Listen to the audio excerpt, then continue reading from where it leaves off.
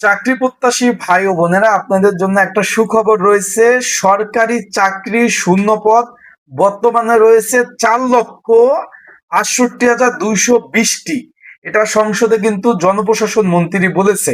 এখন এই 4,68,220টি কিন্তু শূন্য পদ রয়েছে। এখন এটা কিন্তু জাতীয় সংসদে জনপ্রশাসন মন্ত্রী বলেছে। এখন আসলে কি এগুলা কি কবে নাগাদ নিয়োগ হবে, কি হবে, সেই বিষয় নিয়ে আজকে আমরা বিস্তারিত আলোচনা করব। এবং মন্ত্রী আর কি বলছে, যে কিভাবে নিয়োগ দিবে তারা, কিভাবে কবে নাগাদ এই শূন্য পদগুলো আদৌ পূরণ হবে কিনা, বিস্তারিত সকল বিষয় আজকে আপনাদের মাঝে এই ভিডিওর মাধ্যমে আপনাদের তুলে ধরার চেষ্টা করব ইনশাল্লাহ। তাহলে ভিডিওটা শুরু থেকে শেষ পর্যন্ত দেখার চেষ্টা করবেন।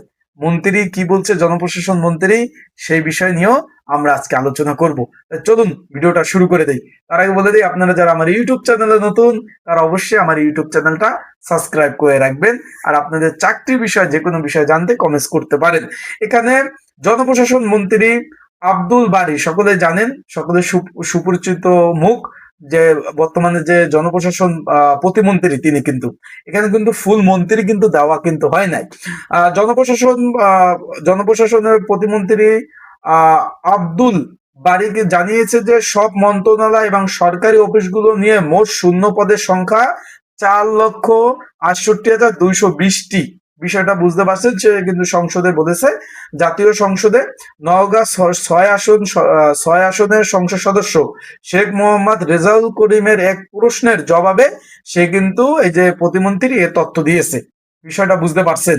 তার মানে কি 4 লক্ষ, প্রায় 5 লক্ষর মতো কিন্তু এখনো শূন্যপদ রয়েছে নিয়োগের জন্য। তারপর জনপ্রশাসন মন্ত্রী জানান, 2023 সালের 31 ডিসেম্বর পর্যন্ত সরকারি কর্মকর্তা কর্মচারীর জনবল সংক্রান্ত যে হালনাগাদ তথ্যের ভিত্তিতে সর্বশেষ প্রকাশিত পরিসংখ্যান অনুযায়ী দেশের বর্তমানে সরকারি চাকরি করতেছে 14,50,891 জন কিন্তু বর্তমানে চাকরি করতেছে। বিষয়টা বুঝছেন? শূন্য পদের সংখ্যা আছে 5 লক্ষের কাছাকাছি।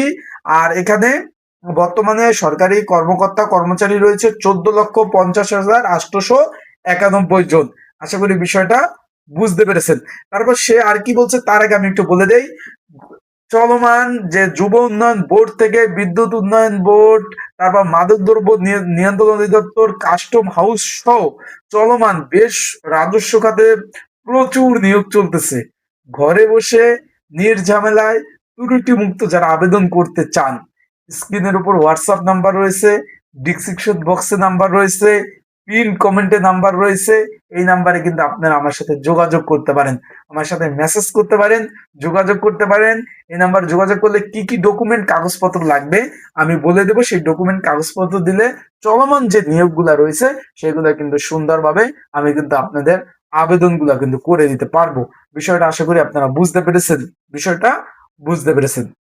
যারা আবেদন করতে চান তারা যোগাযোগ করবেন, এন্ড সাজেশন নিয়েও কিন্তু পড়তে পারবেন। তারপর সে বলছে যে বর্তমানে 14,50,891 জন কর্মরত রয়েছে। এর মধ্যে প্রথম শ্রেণীর কর্মকর্তা রয়েছে 1,90,773 জন, দ্বিতীয় শ্রেণীর কর্মকর্তা রয়েছে 2,33,726 জন, তৃতীয় শ্রেণীর রয়েছে 6,13,835 জন, এবং চতুর্থ শ্রেণী যারা আমরা অফিস সহায়ক বলি, মালি, পিয়ন, তারপর ক্যাশ পিয়ন, পরিচ্ছন্নতা কর্মী, সিকিউরিটি গার্ড ইত্যাদি ইত্যাদি, যে চতুর্থ শ্রেণী যাদের আমরা বলি, সেখানে রয়েছে 4,04,557 জন, এবং অন্যান্য শ্রেণী মিলে সব মিলে কর্মচারীর সংখ্যা হলো 7,980 জন কিন্তু কর্মরত রয়েছে।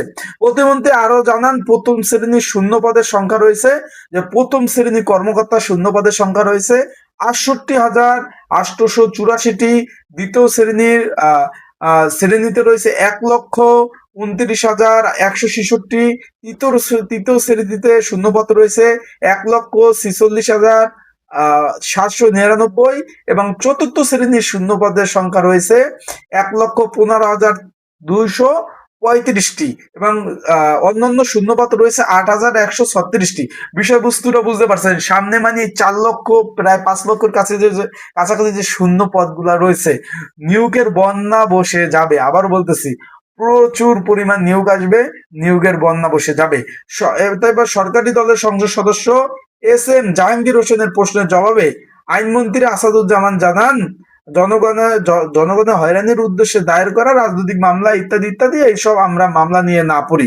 বিষয়বস্তুটা আশা করি বুঝতে পারছেন। তাই আমরা যেহেতু চাকরির বিষয়, তার মানে সামনে কিন্তু ধামাকা ধামাকা ধামাকা নিয়োগ আসতেছে। আবার বলতেছি, সামনে কিন্তু ধামাকা নিয়োগ আসতেছে। তাই আপনারাও নিজেকে প্রিপারেশন নেন, প্রস্তুতি নেন। আর চলমান যে নিয়োগগুলো আছে সেগুলো ভালোভাবে আবেদনগুলো করেন। চলমান যে নিয়োগগুলো রয়েছে সেগুলো মিস করবেন না, আবেদনগুলো করবেন, ভালোভাবে প্রিপারেশন নেবেন, প্রস্তুতি নেবেন। ভাই, প্রিপারেশন প্রস্তুতি ছাড়া কিন্তু পাস করা সম্ভব না, আবারও বলতেছি।